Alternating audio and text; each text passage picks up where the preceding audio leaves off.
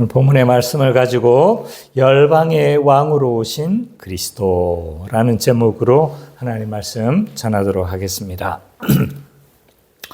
오늘 본문을 이제 좀 다루기 전에 지난주에 우리가 또 살펴왔던 설교했던 본문을 잠시 좀 복습하는 시간을 가지도록 하겠습니다. 지난주 우리 설교의 내용은 임마누엘 하신 구원자로서의 그리스도에 대해서 우리가 살펴봤습니다. 1장과 2장은요, 예수 그리스도께서 누구신가에 대해서 계속 언급하고 있어요. 그래서 1장 전반부에서는 언약의 성취자로서의 그리스도. 1장 후반부에서는 뭐예요? 구원하러 오신, 임마누엘 하신 구원자로서의 그리스도에 대해서 이야기를 하고 있죠. 먼저 18절과 25절을 살펴보면, 예수님이 성령에 의한 동정녀 탄생을 계속적으로 강조하고 있다는 것을 알 수가 있었습니다. 그래서 16절에 보면 요셉과 마리아에게서 났다라고 표현하지 않고 마리아에게 나셨다라고 표현하고 있죠. 그래서 특별히 유대인 문화에서는 아버지의 이름을 따서 그의 아들이다라고 하는, 주로 아버지의 이름을 따서 호칭하고 누구누구의 아들이라고 누구의 그렇게 명칭하는데, 근데 이제 이렇게 예배적인 표현을 하고 있다는 거죠. 이런 걸 통해서 예수 그리스도께서 동정녀 탄생하셨다는 사실을 좀 강조해 주고 있습니다.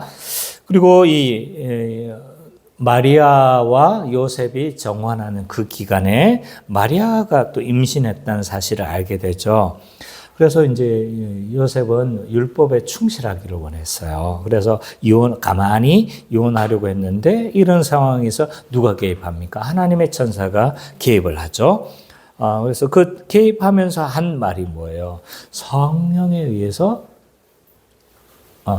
성령으로 임신했다는 사실을, 성령에 의한 출생이다라는 것을 계속적으로 강조를 하고 있어요. 그건 18절에서도 이미 이제 언급하고 있었던 바였죠. 그래서 이제 이 요셉, 마리아의 오해를 푸는 과정에서도 이제 성령으로 잉태되어졌다는 사실이 강조되어졌고, 또 마지막 이제 이 요셉이 집으로 데려왔지만 마리아와 동침하지 않았다는 사실을 통해서 이 예수 그리스도께서 성령으로 잉태되어졌다는 사실들이 계속적으로 강조되어지고 있다고 했습니다. 그래서 왜 이렇게 동정녀 탄생을 계속적으로 본문에서는 강조하고 있는가? 왜냐하면 예수 그리스도의 이름 때문이죠. 구원자이신 그분의 사역 때문입니다. 그래서 사도신경에서도 이것을 중요한 신앙 고백으로 여기고 있어요. 성령으로 잉태하사 동정녀 마리아에게 나시고 라는 이 신앙 고백과 같은 건데, 예수 그리스도께서 완전한 인성과 완전한 신성을 가지신 분이시다. 그런데 왜 이게 중요하느냐라고 했었을 때, 왜냐하면 구원자는 어때야 되는 거죠? 완전한 사람이셔야 되죠. 그죠? 사람이어야 인간을 대표할 수 있고, 또 완전한 하나님이셔야 했어요. 왜냐하면 하나님이야 영원한 효력을 발생할 수 있기 때문이죠. 물론 더 많은 말을 해야 됩니다. 그렇지만 간단하게 표현하면 그렇다는 거죠. 그래서 계속적으로 이 동정녀 탄생을 강조하신 이유가 뭐냐라고 했었을 때, 죄에서 구원하신 그 예수님 사역에 뭐가 있다는 거요? 자격이 있으시다는 거죠. 그래서 구원자로서의 자격을 설명하기 위해서 동정녀 탄생을 계속적으로 강조하고 있다고 했습니다. 그래서 이러한 사건을 마태는 7장 14절, 이사야 7장 14절의 성취로 봤어요. 그래서 그의 이름을 임마누엘이라 하라라고 하면서 이사야 7장 14절을 그대로 인용을 하죠. 왜 이제 임마누엘 사건으로 본 거냐라고 했었을 때, 남유다 전쟁에서 처녀의 몸에서 태어난 아기가 하나님의 구원에 뭐가 되었습니까? 표적이 되어졌죠. 동일하게 이 처녀의 몸에서 태어난 아기 예수 그리스도께서 자기 백성을 구원하시겠다는 하나님의 구원의 뭐가 된 거예요? 표징이 되어진 거죠. 그래서 이런 임마누엘이 실제로 어떻게 실현되어졌느냐 하고 했었을 때 예수 그리스도의 오심 자체가 임마누엘이다. 그리고 성령을 통해서 우리와 함께 하신 사실. 그래서 그의 사역 자체도 사역의 결과 자체도 임마누엘을 이루신 거죠. 그래서 이렇게 해서 임마누엘이 이루어졌다. 그래서 18절과 25절의 핵심 내용이 뭐냐라고 했었을 때 예수 그리스도는 성령을 통해 동정녀 마리아에게 나셔서 그의 백성을 자신의 죄에서 구원할 자이시며 임마누엘을 성취하신 분이시다. 되게 내용이 좀 메인 아이디어가 좀 길었습니다. 그러면 오늘은 계속적으로 예수 그리스도께서 어떤 분이신지에 대해서 계속적으로 언급이 되고 있어요. 오늘은 뭐예요? 열방의 왕으로 오신 그리스도가 강조되고 있다는 거예요. 열방의 왕이신 그리스도의 모습을 비춰주고 있습니다. 먼저 1절과 2절을 보면요. 동방으로부터 온 박사들이 왕으로 나신 자를 찾고 있습니다. 1절과 2절을 우리 선배자매가 한번 읽어주시겠습니까? 왕 때에 예수께서 유대 베들레헴에서 나시니 동방으로부터 박사들이 예루살렘에 이르러 말하되 유대인의 왕으로 나시니가 어디 계시냐 우리가 동방에서 그의 배를 보고 그에게 경배하러 왔노라 하니.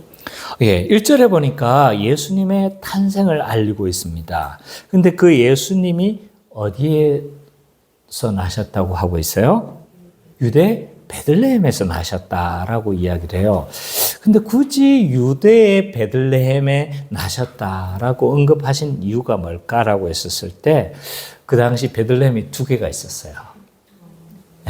한 곳이 스불론 지파의 베들레헴이 있습니다. 그래서 스불론 지파의 어디가 아님을 지금 알려주는 거예요? 네, 유대 지파 안에 있는 그러니까 뭐죠? 베들레헴을 그러니까 예루살렘 근처에 있던 그 베들레헴이다라는 걸 지금 굳이 강조하고 있는 거예요. 그래서 이 유대에 있는 이 베들레헴은 어떤 곳이냐라고 했었을 때 예루살렘 8km 좀 정도 떨어진 예루살렘 근처에 있는 이런 작은 마을이라고 할 수가 있습니다. 근데 이곳이 어느 곳이냐라고 했었을 때 그 유명한 누구의 고향입니까? 누구의 고향입니까? 예? 다윗의 고향이죠. 다윗. 그래서 이 다윗 실제적으로 이제 이스라엘의 건국자라고 할 수 있는 사람이죠, 그죠? 그래서 이 다윗의 고향이기도 하다. 그래서 이런 장소를 언급하는 이유가 뭐냐라고 했었을 때 그리스도께서 왕으로 오셨다는 거예요. 누구의 후예로? 다윗의 후예로. 그래서 그가 이 메시아로서 합당한 위치를 지금 이제 보여주고 있는 거예요.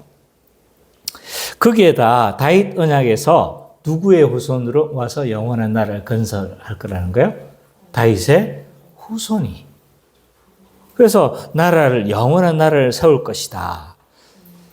그리고 거기다 베들레헴은 어딘 거예요?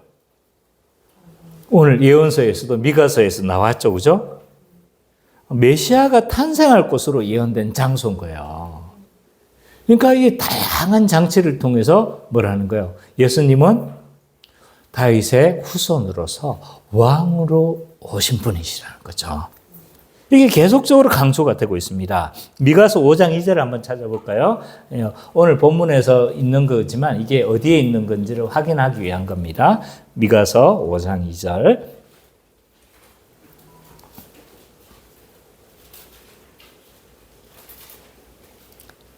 (5장 2절) 호요 아오yon 미 요나서 뒤에 있죠.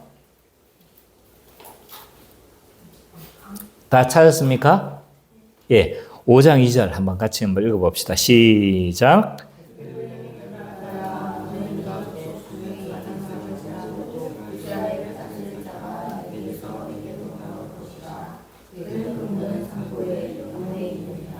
그렇죠, 그죠?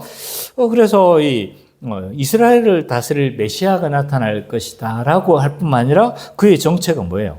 그의 근본은 상고의 영혼에 있다라고요. 하나님이시라는 거죠, 그죠? 그래서 이미 이제 메시아가 어디에서 태어난 것을 다 구약에서는 다 예언하고 있는 거죠. 그래서 그가 다윗의 후예로서 왕으로 오셨을 뿐만 아니라 그는 메시아로서 예언된 그분이시다라는 걸 지금 쫙 유대인들은 딱 이것만 들으면 뭐 한 거예요? 딱 아는 거죠, 그냥. 우리만 모르고 있는 거예요. 그죠? 그래서 그가 왕으로 오셨다라고 이야기를 하고 있어요. 근데 이제 이 사실을 알고 누가 찾아온 겁니까? 동방으로부터 박사들이 찾아왔습니다. 우리 어렸을 적에 동방 박사, 얼마나 역할 한 번쯤 다 해보셨죠? 안 해보셨습니까? 그래, 말을 타고 아니면 하면서 이렇게, 연극해봤던 기억 나지 않습니까? 그죠? 그 동방 박사들이 찾아왔습니다. 이들은 누구일까? 여기에는 이제 마고이라고 돼 있어요. 마고이. 그러니까 이들이 누굴까? 이 박사들로 번역한 이 마고이는요, 원래 저 페르시아 지역에 있던 자들이에요. 그러니까 좀 근본을 좀 더 추적해 보면 메데 지역에 있던 자들인데 메데 파사 페르시아 그죠? 그때 이제 이 사람들은 꿈을 해석해 주는 사람들이었죠. 그래서 꿈을 해석해 주고 이런 사람들이었는데 그래서 이들이 나중에 어떤 자들이 바뀌냐면 조로아스트교라고 혹시 들어보셨습니까? 배화교라고도 알려진 사람들이죠, 그죠? 그래서 이 조로아스트교의 제사장들을 지칭하기도 합니다. 그러니까 분명히 이 사람들은요, 이 페르시아 지금의 이란 이 지역에서 아마 왔던 사람들이었던 것 같아요. 근데 이들은 특별히 이제 누구인지는 모르겠으나 하여튼 이들이 주로 천문의 현상들을 분석해서 이 세상의 어떤 비밀을 알려고 했던 사람들이에요. 근데 이 천상의 별을 연구하다가 아마 어떤 이상한 별을 관측을 했던 것 같아요. 하나님의 역사였겠죠, 그죠? 그래서 이 이상한 별을 발견하고 유대 지역으로 온 겁니다. 굉장히 멀리 온 거죠? 그래서 이 동방에서 온 이 박사들은 유대인의 왕으로 오신 이가 어디 계시냐, 이렇게 물은 거예요. 이들은 완벽하게 믿었습니다. 유대인의 왕의 탄생에 대해서 확신하고 있었어요. 한치도 의심하고 있지 않습니다. 그리고 이 사실을 누구도 알고 있을 거라고 생각했던가요? 그렇죠. 유대인들이 다 알고 있을 거라고 생각한 거죠. 그래서 다 알고 있으니까 어디에 났는지만 알면 뭐 하는 거예요? 경배하려고 했던 거예요. 그래서 이 사람들이 왕궁으로 가는 건 너무나 뭐하다? 타당한 행동인 거예요. 왜냐하면 왕은 어디에서 나는 거예요? 왕궁에서 나잖아요. 그죠? 그러니까 왕궁에 가가지고, 저기 있습니다. 저기 가서 경배하십시오. 라고 할 거라고 생각했는데 아무도 모른 거예요. 아무도, 이제 난리가 난 거죠. 그렇게 이 유대인들은요, 메시아를 기대하고 있었어요. 메시아를 기대하고 오기만 기다리고 있었는데 오히려 유대인들은 아무도 몰랐어요. 누가 한 거예요? 이방의 마고이들이 알고 있었던 거죠. 그런 상황에서 이 3절과 8절은 이 동방 박사들의 이런 방문에 대한 헤롯의 반응을 잘 보여주고 있는 거죠. 우리 예지 자매가 한번 읽어주세요. 3절, 8절. 해를 영가웃 예루살렘이 듣고 소동한지라 왕이 모든 대제사장과 백성이 서기 거리들에 모아 그리스도가 어디서 나겠느냐 물으니 이르되 유대 베들레헴이오니 이는 선지자로 이렇게 기록되니까 또 유대 땅 베들레헴아는 고대 고을 중에서 가장 작지 아니하도다. 내게서 다스리는 자가 나와서 내 백성 이스라엘의 목자가 되리라 하였음이니라. 이에 헤롯이 가만히 박사들을 불러 별이 나타난 때를 자세히 묻고 베들레헴으로 보내어 이르되 가서 하기에 대하여 자세히 알아보고 찾거든 내게 구하여 나도 가서 그에게 경배하게 하라. 유대인의 왕에 났다는 소식을 듣고요, 완전히 난리가 난 겁니다. 특별히 가장 놀랐던 사람은 헤롯이에요. 헤롯. 왜냐하면 자신이 왕인데 자기 아들도 아니고 왕이 났다는 소식을 들으니까 얼마나 놀랐겠습니까? 그래서 이 헤롯은요, 왕권을 위협받는다고 생각한 거죠. 그래서 굉장히 놀랐습니다. 근데 이 헤롯의 배경을 알면요, 이 사람이 얼마나 놀랐을까를 이해하게 될 겁니다. 왜냐하면요, 이 헤롯은 이때쯤 거의 반미쳐 있거든요. 1년 후에 죽어요. 1년 후에 죽는데 거의 1년도 채 안 돼서 죽습니다. 근데 어느 정도로 이제 미쳐 있는가를 알면 이 헤롯이 얼마나 놀랐는가 좀 잘 알 수 있습니다. 왜냐하면 헤롯은 그동안 이 왕권을 지키기 위해서 살아왔던 사람이라고 해도 무방한 사람입니다. 왜냐하면 자기 아버지가 어떻게 보면 행정장관이었거든요. 근데 행정장관이었고, 이 행정장관도 사실은 누굽니까? 굉장히 우리 로마의 황제 누굽니까? 처음 황제. 아우구스트 그 이전에. 그렇죠. 가이사르 시저가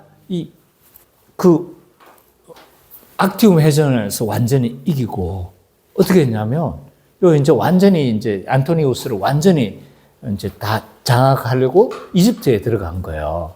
그때 이 이집트 제사장들이요, 이 시저를 이제 다 하고 나서 이제 가야 되는데 안 가는 거예요. 아마 안 간 이유가 누구예요? 절세 미녀. 네, 클레오파트라 때문에 안 가려고 했던 것 같아요. 계속 자꾸 늦어지는 거예요. 늦어지고 있는데, 그래서 이제 이 상황에서 애굽의 제사장들이 완전히 이제 막 그거 한 거죠. 암살을 꿈꿉니다. 그래서 시저를 완전히 죽일 위기에 있었는데, 누가 도왔냐면, 이 헤롯의 아버지가 안티파트라는 사람이 있어요. 이 사람이 막 병력을 급파해 줍니다. 그러면서 시저에 이제 뭘 받은 거예요? 일종의 총애를 받은 거죠. 그래서 헤롯을 그 유대 지역의 행정장관으로 한 거죠. 근데 어떻게 이 헤롯이 왕이 됐을까요? 그 아들인데. 네.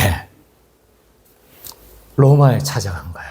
로마에 찾아가가지고, 막, 사바사바, 막, 뇌물도 바치고, 막 해가지고, 어떻게 한 거예요? 왕권을 차지한 겁니다. 그러니까 이 왕권을 차지하고 나서도 굉장히 이 사람은 왕권을 가지고 있는 것에 대해서 굉장히 취약했어요. 왜? 이 사람은 어디 출신입니까? 유대인인가요? 유대인인가요? 이 사람은? 이 사람은 유대인이 아닙니다. 이두메 출신이라고 하거든요. 근데 이두메는 어디냐면 에돔이에요, 에돔. 그래서 이 에돔 출신으로서 이 유대인들에게 뭐 한 겁니까? 굉장히 인정을 못 받는 거죠. 인정을 못 받을 뿐만 아니라, 어떻게 네가, 그런데 이제 힘은 없으니까 어떻게 하는 거예요? 인정을 안 하려고 하는 거죠. 그러니까 이 사람이 이 왕권을 지키기 위해서 굉장히 노력을 했습니다. 그래서 이런 태생적인 자기의 결함을 메우기 위해서 뭐 한 거예요? 아내가 있었는데 아내를 저버렸어요. 그래서 누구와 결혼했냐면 이 유대의 마지막 공주라고 할 수 있는 이 마카비 왕조라는 게 있어요. 중간기 시대 때. 이 마카비, 잠시 독립을 했던 그 왕조가 있었는데, 이 마카비 왕조의 마지막 공주와 결혼을 합니다. 왜? 그렇죠. 왕의 어떤 정당성을 확보하기 위한 거죠. 거기에다가 이 로마에게는 막 관심을 사야 되잖아요. 그래서 한 도시를 만들어서 뭘 했냐면, 그 황제에게 뭘 했냐면, 일종의 좀 도시를 헌정한 거죠, 헌정. 그 도시가 우리가 그 유명한 가이사라 필리포입니다. 가이사라 필리포. 그래서 이 도시를 만들어가지고, 로마식 도시로 만들어가지고, 유일하게 거기에 황제 신전이 있습니다. 숭배 신전이. 그러니까 이제 뭐 하는 거예요? 그 도시를 만들어서 황제에게 헌정을 했죠. 또 유대인에게는 어떻게 해야 되겠어요? 잘 보여야 되잖아요. 잘 따라오도록 하게 해야 되잖아요. 그래서 만든 그게 뭘까요? 유대인들의 관심을 사기 위해서 만든 게 뭘까요? 그게 헤롯 성전입니다. 헤롯 성전. 막 제자들이 막 그 예루살렘 성전을 보여주면서 뭐 한 거예요? 아름답지 않습니까? 막 하고 했던 그 50몇 년 동안 만든 성전이 헤롯 성전인 거예요. 헤롯 사후까지 다 못 만들었죠. 어마어마한 규모였습니다. 그래서 이 왕권을 지키기 위해서 이렇게 엄청나게 노력했어요. 근데 이 정도만이 아니에요. 중간에 그의 그 마지막 공주하고 결혼을 했다고 했잖아요. 그 마리암느 1세요. 마리암느 1세인데 마리암느 1세가 이 사이에서 난 아들이 있었는데 아리스토블루스라는 사람이 있었어요. 이 사람이 아주 똑똑했어요. 근데 뭐 한 거예요? 자기 동생이 막 그 사이에서 헤롯의 동생, 여동생인가요? 그 사이에서 막 이간질을 해가지고 결국은 왕권을 위협하는 자로 여긴 거예요. 그래서 누구 죽였냐면 큰아들 죽이고 둘째 아들 죽이고 장모 죽이고 다 죽였어요. 다 죽이고 마지막에 이 사람도 거의 정신이 반나갔어요. 그래서 이제 거의 막 정신이 온전한 상태가 아니었습니다. 그러니까 몸도 마음도 쇠약해진 상태에서 1년 후에 죽거든요. 1년이 채 안 돼서 예수님 탄생하고 1년이 채 안 돼서 죽습니다. 그러니까 이 사람의 인생은요, 왕권을 유지하려고 살아왔던 이런 사람이에요. 근데 누가 낫다고 하니까? 왕이 낫다고 하니까 이 사람 완전히 그냥 그 멘붕인 거예요. 멘붕. 아주 당황하기에 충분한 상황이었습니다. 이에 대해서 헤롯은 아주 교활한 사람인 거죠. 흥분하는 것으로 이 사람은 뭐 하지 않습니까? 흥분해서 막 군사를 몰고 가는 것으로 하지 않고 어떻게 한 거예요? 아주 침착하게 이 사람, 그 왕이 누군지를 파악하려고 했던 것 같아요. 그래서 유대인의 왕인 메시아가 어디서 출생할 것인지 사람들에게 먼저 물었죠. 그러니까 이건 이미 다 알려진 사실이었습니다. 그러니까 율법 학자들이 다 어디라고 한 거예요? 베들레헴이라고 말을 했던 거예요. 왜냐하면 미가서 5장 2절에 이미 예언했기 때문에 거기서 출생할 걸 다 알고 있었습니다. 그렇지만 이 베들레헴에 탄생한 사실을 알았지만 헤롯은 당장 자기의 이 성격으로 이 포악한 성격으로 봐서는 어디로 달려가야 됩니까? 군사를 몰고 가야 했으나 이게 지혜로운 방법이 아니라고 생각했던 것 같아요. 당장 이렇게 군사를 몰고 가 색출하는 것보다 뭐가 더 가만히 누구인지 딱 파악해서 딱 그 사람만 딱 죽이려고 했던 것 같아요. 그래서 결국은 이 박사들을 속여서 이 출생 정보, 왕으로 난 이 출생 정보를 확보하려고 했던 것 같습니다. 그래서 이 아기에 대해서 알아보고 찾거든. 누구에게도 알려달라? 내게도 알려달라. 그럼 내가 죽일 텐데. 뭐 이런 마음이 있었던 거예요. 그러면서 이제 이런 놀라운 이제 그 일종의 개교가 있었던 거죠. 근데 9절과 12절에 보니까 이 동방 박사들은 베들레헴으로 가서 이 왕의 나심을 보고 경배를 합니다. 9절과 12절 우리 예찬 형제 한번 읽어주세요. 박사들이 왕의 말을 듣고 갈새 동방에서 보던 그들이 문득 앞서 인도하여 가다가 악이 있는 곳에 머물러 서 있는지라 그들이 별을 보고 매우 크게 기뻐하고 기뻐하더라. 집에 들어가 아기와 그의 어머니 마리아가 함께 있는 것을 보고 엎드려 아기께 경배하고 고배합을 열어 황금과 유압과 몰약을 예물로 드리니라. 그들은 꿈에 헤롯에게로 돌아가지 말라 지시한 뜻을 받아 다른 길로 고국에 돌아가니라. 예. 이 헤롯을 떠난 이 박사들은요, 예수님이 태어난 장소를 뭘 때문에 알 수 있었습니까? 별의 인도로 갈 수가 있었던 거죠. 그래서 결국은 찾았던 것 같아요. 그래서 이때 이제 동방 박사들은 이 예수님께 예물을 바칩니다.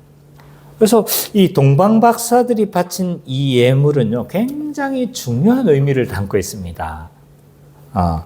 중요한 의미가 있는 거죠. 왜냐하면 구약의 메시아적 전망 중에 하나가 뭐냐면 이방이 와서 경배할 거라는 거예요. 그래서 이 이사야를 통해서 시편을 통해서 여러 곳에서 뭐 하냐면 막 메시아가 나타날 때 이방들이 와서 어떻게 하는 거예요? 그에게 경배하러 오는 거예요. 자, 대표적인 본문이 시편 72편 7절과 10일 누가 읽어보시겠습니까? 예준이가 한번 찾아봐 주세요. 시편 72편 7절에서 11절, 이사야 60장 1절에서 7절을 선미자매가 좀 빨리 읽어주세요. 먼저 시편부터.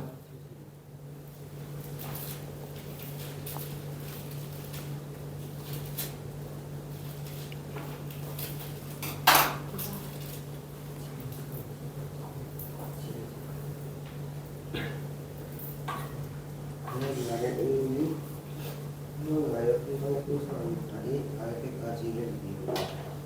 그가 바다에서부터 바다까지와 강에서부터 땅끝까지 다스리리. 광야에서 사는 자는 그 앞에 눕히며 그 원수들을 뒤끝을 쫓으며 히스와 손의 왕들이 돈을 받지만 스바와 시바 왕들이 예물을 드리리로다. 모든 왕이 그의 앞에 부복하여 모든 민족이 다 그를 섬기리로다. 그렇죠. 이방의 왕들이 다시스와 스바와 시바의 왕들이 와서 예물을 다 바칠 거라는 거예요. 이게 메시아적 전망인 거예요. 그래서 부복하여 모든 민족이 다 그를 섬길 거다라고 이야기를 해요. 근데 이사야 60장 1절과 7절 양이 많은데 한번 좀 찾아봅시다. 일어나라 빛을 발하라 이는 내 빛이 이르렀고 여호와의 영광이 내게 임하였습니다. 보라 어둠이 땅을 덮을 것이며 캄캄함이 망인을 가리려니와 오직 여호와께서 내게 임하실 것이며 그의 영광이 내게 나타나리니 나라들은 내 빛으로 왕들은 비치는데 내 광명으로 나아오리라. 내 눈을 들어 사방을 보라 우리가 다 모여 내게로 오느니라. 내 아들들은 먼 곳에서 오겠고 내 딸들은 안개 올 것이라. 그때 내가 보고 기쁜 빛을 내며 내 마음이 놀라고도 합창하리니 이는 바다의 부가 내게로 돌아오며 이방 나라들의 재물이 내게로 오니라.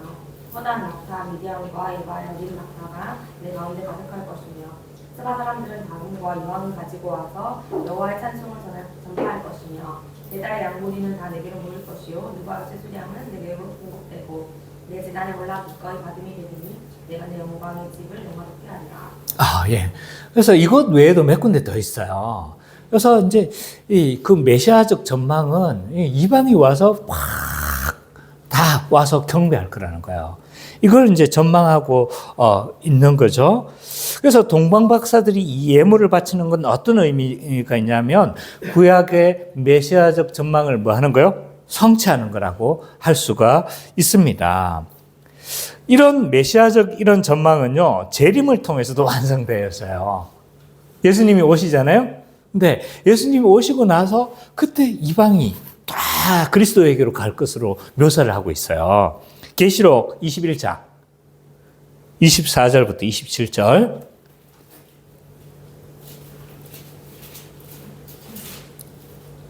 김계 성도님 읽어 주십시오. 21장 24절부터 27절. 왕국이 불빛 가운데로 다니고 땅의 왕들이 자기 영광을 가지고 그리로 돌아가리라. 그리로 들어가리라. 낫에서도 너를 도물이 닿지 아니하리니 거기에는 많이 없습니다.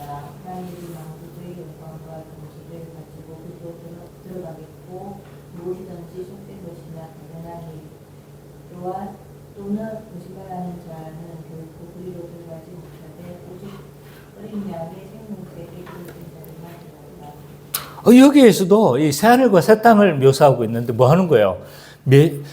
열방이 다 누구에게로? 그리스도에게로 다 가는 것으로 묘사가 되어져 있는 거죠. 그래서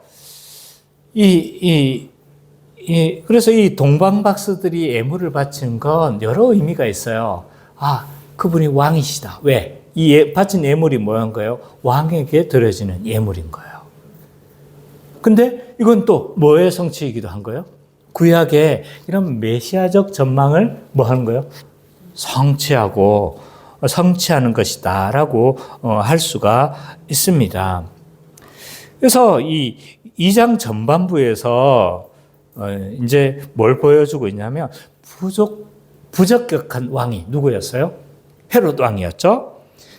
반면에 열방의 왕으로 오신 그 그리스도의 모습을 서로 대비해주고 있습니다. 그래서 열방의 진정한 왕으로서 누구를 제시하고 있는 거예요? 예수님을 제시해주고 있다라고 할 수가 있습니다. 그래서 1절과 12절은요, 예수님은 약속대로 오신 메시아이시며 모든 열방의 경배를 받으시기에 합당한 왕이시다. 다시, 예수님은 약속대로 오신 메시아이시며 모든 열방의 경배를 받으시기에 합당한 왕이시다라는 것을 드러내주고 있습니다. 자, 그러면 오늘 이 말씀이 우리에게 어떻게 적용되어질 수 있는지에 대해서 우리가 한번 살펴보도록 하겠습니다. 먼저 예수님은 열방의 왕으로 오신 분이시죠. 오늘 본문에서 잘 설명이 되어졌습니다. 예수님이 왕으로 오셨다고 드러내는 부분은 굉장히 많습니다. 베들레헴의 출생도 그런 거죠. 다윗의 후예로서 영원한 왕으로 오셨음을 잘 보여주고 있습니다. 그리고 이 베들레헴에서 태어났다는 사실 자체가 그분이 메시아라는 사실인 거예요. 왜냐하면 구약에서 계속 메시아는 어디에서 탄생한다고 말하고 있는 거예요? 베들레헴에서 탄생한다고 그렇게 예언되어 있기 때문입니다. 그리고 무엇보다도 예수님이 왕으로 오셨음을 드러내는 부분들이 뭐냐면 동방박사들의 경배인 거예요. 동방박사들의 경배. 그래서 이 구약의 메시아적 전망들이 다 이방이 와서 진정한 왕에게 경배할 것으로 제시를 하고 있는데 지금 뭐 하고 있는 거예요? 그 동방박사들이 예물을 바치는 건 구약의 메시아적 전망을 성취하는 것이다 라고 할 수 있어요. 그래서 이런 동방박사들의 경배는 예수님이 누구의 왕으로 오신 거예요? 유대인의 왕으로 오신 게 아니고 누구의 왕으로요? 열방의 왕으로 오셨음을 드러내주고 있습니다. 그래서 오늘 제목이 뭔 거예요? 열방의 왕으로 오신 그리스도인 거예요. 그러나 세상은 다양한 이유로 이 열방의 왕으로 오신 예수님을 인정하지 않습니다. 환영하지 않죠. 2000년 전에 헤롯도 환영하지 않았습니다. 왜냐하면 예수님이 자신의 왕권을 위협하는 존재로 여겼던 겁니다. 헤롯은 자신의 왕권을 공고히 하기 위해서 수단과 방법을 가리지 않았던 사람입니다. 그는 자신의 왕권을 얻기 위해서 로마에 가서 뭘 했던 거예요? 로비를 벌일 줄 알았던 아주 수완에 능숙한 사람입니다. 그래서 결국 그는 유대 지역 전체를 다스리는 왕으로서 지위를 공고히 했습니다. 유대인의 환심을 사기 위해서 마카비 왕조의 마지막 공주 마리암네 1세와 결혼을 했습니다. 그 이후에 이 마리암네 1세를 죽이고 마리암네 2세까지도 결혼을 했죠. 어쨌든 그렇습니다. 이때 헤롯은요, 미혼의 인물이 아니었습니다. 첫 번째 부인이 있었는데 그 첫 번째 부인의 이름은 도리스였습니다. 도리스. 도리스를 버려버렸습니다. 뿐만 아니라 로마에 아부하기 위해서 도시를 헌정하기도 했습니다. 또한 나중에 이 마리암느를 싫어하는 여동생이 있었는데 왜 싫어했냐면 마리암느가 누굽니까? 공주잖아요. 그러니까 굉장히 뭐하게 한 거예요? 도도하게 굴었던 거예요. 자, 그 여동생을 아주 좀 멸시하듯 그이 대해버렸어요. 그러니까 동생이 어떻게 해버린가요? 한마디로 빡친 거예요. 헤롯의 동생. 그래서 그 사이에서 막 온갖 이간질을 하죠. 나중에 어떻게 됐냐면 마리암네 가족이 거의 몰살됐죠. 두 아들이 로마에서 유학을 하고 있었는데 다 데리고 와서 반역을 꾀하고 있다고 하면서 다 살해를 했을 뿐만 아니라 장모도 죽였고 또 마리암네도 죽었습니다. 이렇게 그는 철저하게 그의 인생 전체가 왕권을 지켜온 인생이라고도 할 수가 있습니다. 그런데 예수님은 뭐가 된 거예요? 그의 인생에서 방해가 되었던 인물인 거죠. 그래서 왕권을 위협하는 존재로 여기고 그 예수님을 환영하지 않았습니다. 세상의 많은 사람들도 마찬가지로 다양한 이유로 예수 그리스도를 환영하지 않습니다. 인도에서 실제로 벌어진 일입니다. 책에서 읽었던 내용인데 이 인도의 한 마을을 완전히 그 인도의 종교가 뭡니까? 힌두교인데 힌두교도들이 완전히 한 마을을 몰살을 시켜버렸어요. 그래서 그 불태웠는데 이 마을을 불태운 마을이 뭐냐면 예수 믿는 사람들이 거의 많이 있었던 것 같아요. 그래서 완전히 불태워버렸습니다. 그래서 경찰은 이들의 폭동을 진압하고 왜 그렇게 불살았느냐라고 하니까 이렇게 대답했다고 합니다. 예수가 들어오면 누가 농사를 짓고 예수가 들어오면 누가 이 빨래는 누가 하며 예수가 들어오면 뭐 천한 일들 있잖아요. 이걸 누가 할 거냐는 거예요. 그러니까 이들에게 있어서 예수는 어떤 사람이었냐면 모든 신분제를 철폐하는 이런 인물로 여겼던 거예요. 제대로 봤죠, 그죠? 제대로 본 거 아닙니까? 예. 그래서 이들을 다 죽이고 다 몰살을 시켰다는 거예요. 그들은 새 세상을 가져오는 예수님의 모습 때문에 그리스도를 환영하지 않았어요. 오늘날 많은 사람들도 마찬가지입니다. 우상 숭배의 탐욕 때문에 있잖아요. 그리스도를 환영하지 않아요. 우리는 어떤 우상을 섬깁니다. 그리고 그 우상을 왕으로 섬기죠. 왕으로 경배합니다. 이 우상 숭배의 탐욕 때문에 그리스도를 환영하지 않습니다. 우상이 뭡니까? 우리가 그토록 가지고 싶어하는 그 어떤 것입니다. 그런데 이 섬기고 있는 이 우상과 그리스도는 함께 할 수가 없어요. 마태복음 7장에서 보면 뭐라고 이야기하고 있냐면 만몬과 그리스도가 함께 할 수 없다고 이야기하는 거예요. 오늘날 왜 세상은 그리스도를 환영하지 않나? 왜냐하면 그들 각 개인의 우상 숭배 때문입니다. 세상이 섬기고 있는 어떤 우상들 때문입니다. 세 번째, 그러나 교회는 모든 열방의 왕으로 오신 그리스도를 경배하는 공동체라고 할 수가 있습니다. 모든 열방의 왕으로 오신 그리스도를 경배하는 공동체가 곧 교회입니다. 열방의 왕으로 오신 그리스도를 왕으로 모신 공동체는 어떤 공동체냐라고 했었을 때 한마디로 말하면 보편적 공동체입니다. 왜냐하면 예수님은 유대인의 왕도 아니시고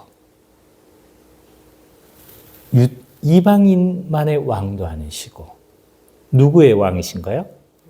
모든 열방의 왕으로 오신 분이십니다. 그렇기 때문에 이 열방의 왕으로 오신 그리스도를 경배하는 공동체는 곧 다른 말로 말하면 보편적 공동체다라고 그렇게 말을 할 수가 있습니다. 왜냐하면 그리스도는 유대인만의 왕이 아니시기 때문입니다. 모든 열방의 왕이시기 때문입니다.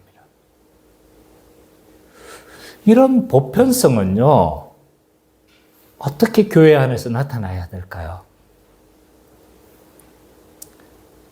보편적인 공동체라면 교회 안에서 이런 보편성은 어떻게 나타나야 되는 거예요?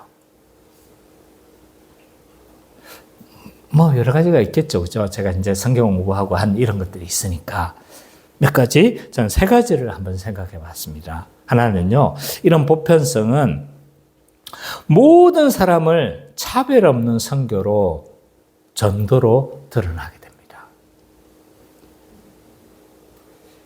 모든 차별 없는 선교, 차별 없는 전도로 드러난다는 거예요. 이런 보편성은. 우리가 가끔 교회가 복음을 전하는 데 있어서 차별하는 경우가 있습니다. 차별이 없어야 돼요. 우리 가끔 전도를 하고 싶어 하지 않습니까? 전혀 그런 마음이 없나요? 전도를 하려고 하잖아요. 그죠? 근데 가끔씩 주저하는 대상이 있다는 거예요. 왜 주저합니까? 복음을 전할 때 뭔가 이게 꺼림직한 게 있는 거죠. 그죠? 물론 우리는 전하지 않고 중지해야 될 대상이 있습니다. 그게 이제 마태복음 한 6장에서 6, 7장에서 배우게 되겠지만 뭐냐면 복음을 전할 때 이 복음에 대해서 노골적으로 반대하는 자들에 대해서는 우리는 뭐 해야 되냐면 복음을 중단해야 합니다. 거룩한 것을 돼지에게 주지 말라고 이야기를 하고 있습니다. 그렇기 때문에 그들에게는 우리가 복음을 중단해야 합니다. 그러나 그럼에도 불구하고 이런 반대도 있기 전에 우리는 내 스스로가 제안하는 사람이 있는 거죠. 어떤 사람이 이런 제안에 들어옵니까? 저 사람은 우리 교회에 도움이 안 돼. 이런 생각으로 주저할 수도 있습니다. 또 어떤 사람은 이런 거죠. 저 사람은 우리 교회와 맞을까? 우리 교회 목사님 설교를 잘 들을 수 있을까? 이렇게 제안하는 거죠.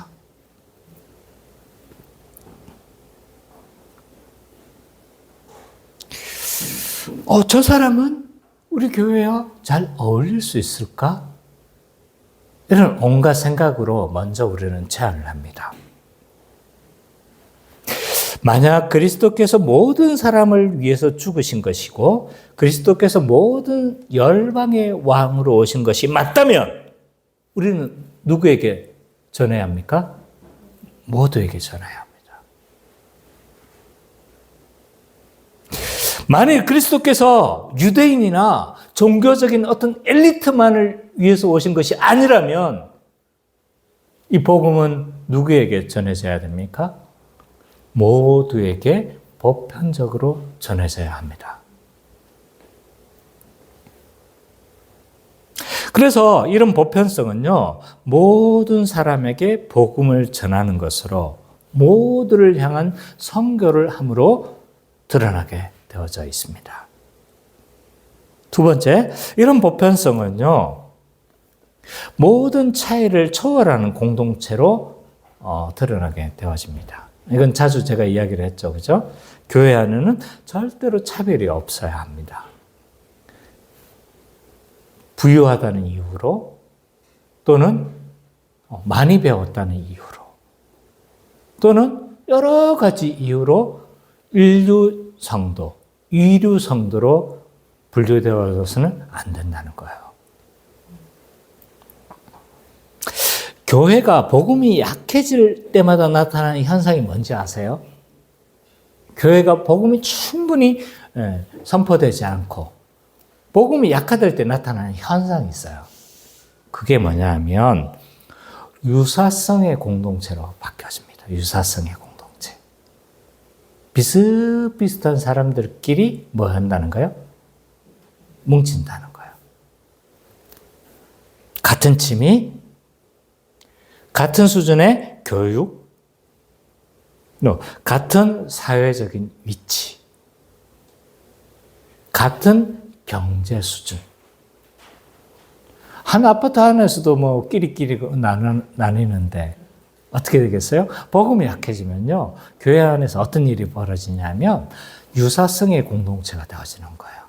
부자는 부자들끼리, 가난한 사람은 가난한 사람들끼리, 많이 배운 사람은 많이 배운 사람끼리, 적게 배운 사람은 적게 배운 사람끼리, 이런 유사성의 공동체가 된다는 거예요. 그러나 교회는 그런 공동체가 아닌 거예요. 모든 사람이 보편성을 가지는 거예요. 그래서 복음이 풍성할 때 어떤 현상이 나타나냐면요, 이 모든 것들을 다 초월하는 거예요. 그래서 어떤 현상이 일어나냐면 노인들끼리 있는데 청소년이 들어가가지고 그 사이에서 이야기해서 막 끼어드는 거예요. 저는 그렇게 생각 안 해요. 뭐 하면서 어떻게 하는 거예요? 할머니들 둘이 이야기를 하는데 청소년들이 들어가가지고 거기에서 이야기해서 끼어들고 또 거기서 사랑받고 아이고 하면서 뭐 하는 거예요. 그러면서 그 사이에서 자연스럽게 대화가 되는 공동체가 보편성을 가진 복음이 충만한 교회의 어떤 특징이라고 할 수 있는 거죠.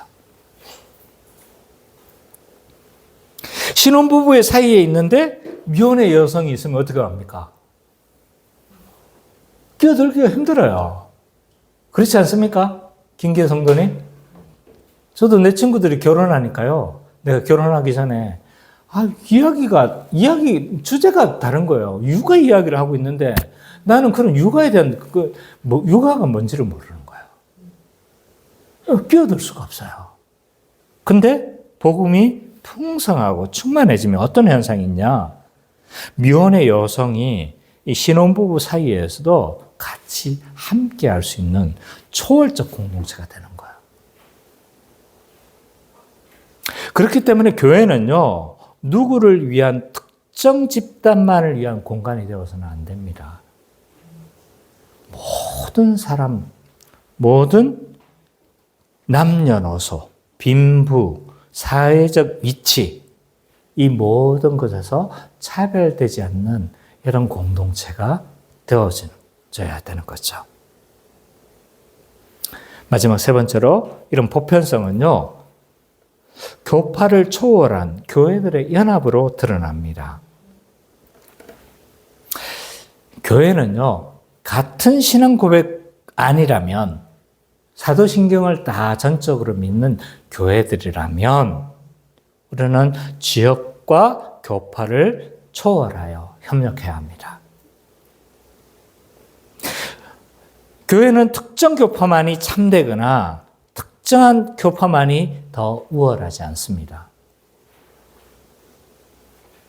우리는 자신이 속한 교단, 교파를 뭐 해야 합니까? 자랑스러워할 필요가 있습니다. 그리고 그런 교리들을 잘 배울 필요가 있죠. 그렇지만 경계해야 될 것이 있습니다. 배타주의입니다. 그리스도를 믿는, 그리고 사도적 신앙을 고백하는 모든 교회라면 어떻게 합니까? 모든 교파를 초월해야 합니다. 그래서 필요하다면 서로 연합할 수 있어야 되고 필요하다면 함께할 수 있어야 합니다. 그래서 이 같은 신앙 고백 안에서는요, 다른 교파를 존중하고 연합해야 합니다. 그래서 교회는 이 십자가 복음에 대한 동일한 믿음을 기초해서 연합해야 합니다. 또 다른 말로 말하면 사도적 신앙을 기초해서 우리는 연합해야 합니다. 그렇기 때문에 획일성이나 동질성에만 근거한 이런 교회의 연합을 우리는 경계할 필요가 있습니다. 이처럼 그리스도께서는 열방의 왕으로 오셨기 때문에 유대인만을 위한 공동체도 아니고 이방인만을 위한 공동체가 아니고 모두의 그리스도로 오셨기에 이 교회의 4대 속성인 보편성이 드러나야 합니다. 이 보편성의 교회를 드러내는 우리 참 기쁨의 교회 모든 성도님 되시기를 간절히 축원합니다.